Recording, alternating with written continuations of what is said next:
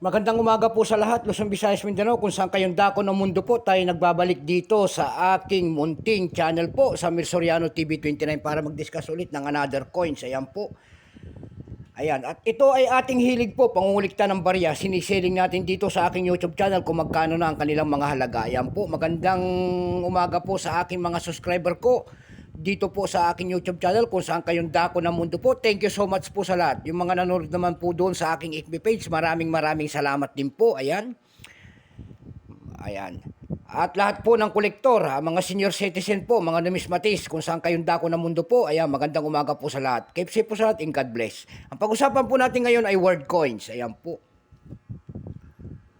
Word coins po ang ating pag-uusapan po. Ayan, Canada po, $2 po. Ayan. Bago tayo magsimula sa ating talakayan, kilalanin mo muna natin siya. Siyempre, issue Canada po. Queen Elizabeth II, 1952 hanggang 2022. Type, standard circulation coins, years 2006 hanggang 2012 lamang. Value, $2 po. Currency, Canadian dollar, 1858. Up to date po. Composition po nito by metallic aluminum, bronze, and copper nickel ring. May bigat po itong 7.3 grams. May haba po itong 28 mm. May kapal po naman itong 1.75 mm. Hugis po, syempre, bilog.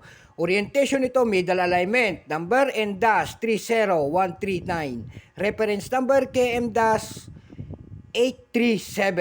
Ayan. Dalawang variety po ang inilabas ng Canada sa barya na ito. May tinatawag sila ritong common logo kung tawagin. Yung specimen naman, mayroon din, specimen seat. So, dalawang variety po ang inilabas. Dako tayo dun sa unang variety po, na pinaka-common niya, na 41% itong hawak natin. Ayan. Kung ilang piraso naman ginawa nito ng ating Canada, ito po ay 38,957,000 piraso lamang. May price na po doon sa ating numista.com po. Ayan.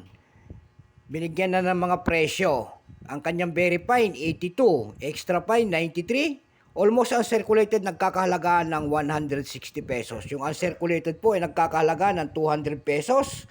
Dako naman tayo doon sa kanyang specimen set. Ayan po, 0.5%.